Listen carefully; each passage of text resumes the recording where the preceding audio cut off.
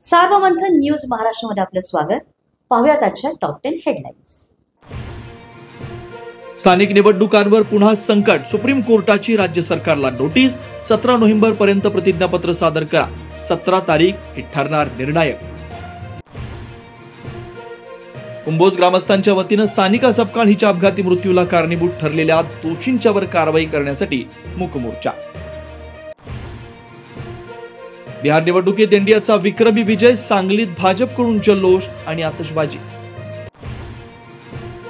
बिहारमध्ये एनडीएची ऐतिहासिक कामगिरी. 202 जागा जिंकून महागठबंधनच पानिपत. भाजप सर्वात मोठा पक्ष तर जेडीयू दुसऱ्या स्थानी. बिहारमध्ये मुख्यमंत्री पदाचा चेहरा एनडीए मिळून ठरवणार. बिहार भाजपा प्रभारी विनोद तावडे यांची प्रतिक्रिया. नितीश कुमारांना मुख्यमंत्री बनवण्यावर एनडीएमध्ये सस्पेन्स. बिहारमधील दैदिप्यमान विजयानंतर भाजपा कार्यकर्त्यांचा ठिकठिकाणी जल्लोष. पंतप्रधान मोदी संध्याकाळी भाजपा मुख्यालयात कार्यकर्त्यांशी साधणार संवाद.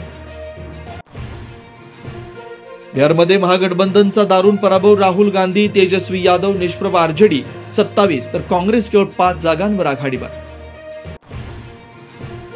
राजकीय रणनीतिकार प्रशांत किशोर बिहार विधानसभेच्या निवडणुकीत फेल. जनसुराज्य पार्टीला भोपळा फोडण्यातही अपयश.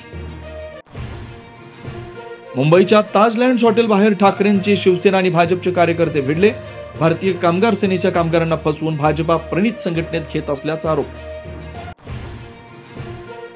नाशिकच्या महात्मानगर परिसरात बिबट्याचा धुमाकूळ. भरवस्तीत शिरून 2 नागरिकांना केलं जखमी. वन विभाग बिबट्याला जेरबंद करण्याचा प्रयत्न सुरू.